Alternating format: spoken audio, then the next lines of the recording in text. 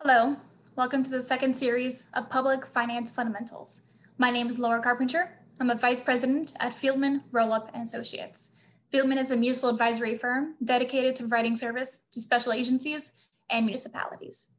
Today, I'll walk through the Water Infrastructure Finance and Innovation Act, also known as WIFIA. I'll go over a concise overview of the program, as well as provide key terms and conditions of the loan. Hopefully the information provided to you today will allow you and your agency to determine if it's in your best interest to apply to this loan program going forward. In general, the loan program is administered by the Environmental Protection Agency. It is offered to eligible and creditworthy borrowers who would like to secure long-term financing for water and wastewater projects. I'll provide further details on the types of eligible projects that are allowed under the loan program, as well as the types of project costs that can't be included in the actual loan amount. The loan program offers customized and long-term repayment schedules for market competitive single fixed interest rates. And I'll go over in further detail how this interest rate is calculated. For some key facts and statistics on the loan program, the WIFIA loan has closed almost 44 projects, totaling almost $8.3 billion in credit assistance. This has helped to finance almost $17.2 billion in water and wastewater projects from across the country, which you can see on the map showed here on the right-hand portion of the screen. Since 2017, the WIFIA program has selected over 144 different borrowers to be invited to apply to the program itself.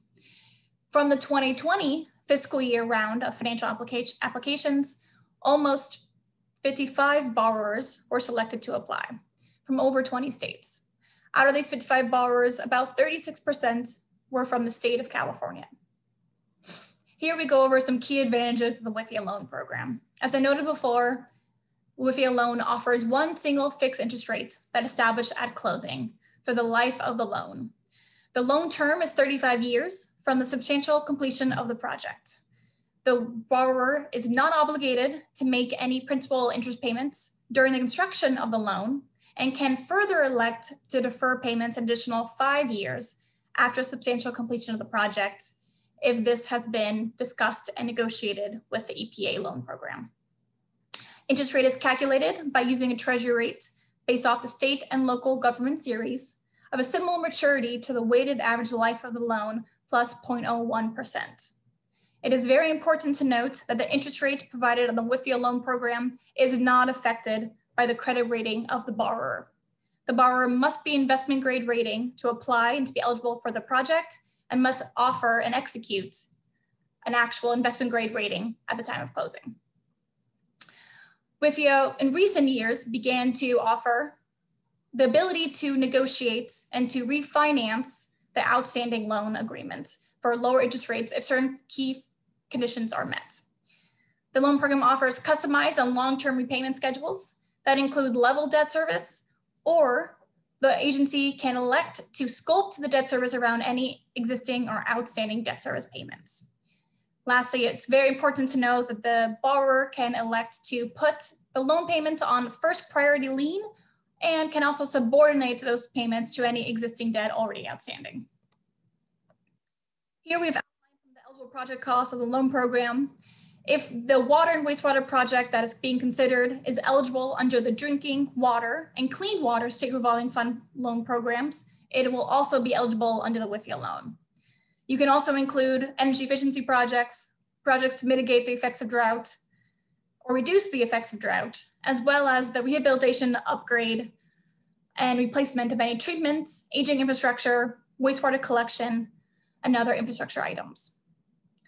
In order to understand how to calculate the total project cost, we've listed here the types of costs that can be included, which is construction costs, design fees, development fees, or any purchase of real property. In addition, a borrower can include the financial costs from consultant fees burdened by the agency, as well as consultant fees from the EPA itself due at closing.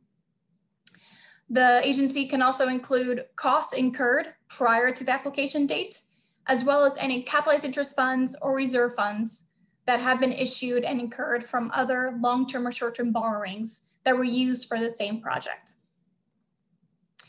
It is very important to remember that the WIFIA loan program only offers 49% of funding for the project. The remaining 51% must be generated from other sources, such as cash, short-term, long-term debt. The state revolving fund loan program is also considered, or available grants. If the WIFIA loan program is used, it is also important to consider that only 80% of the funding of the project can be from governmental sources, which includes the WIFIA loan program itself. In addition, if a borrower is looking to apply to the loan program, you must first go through a letter of interest. If you are selected to apply to the program, it takes about 4 to 7 months from start to finish to negotiate and close the loan. An applicant must submit a $100,000 application fee, but if your community is 25,000 people or less, that fee is $25,000. This fee can also be credited towards the final loan closing costs.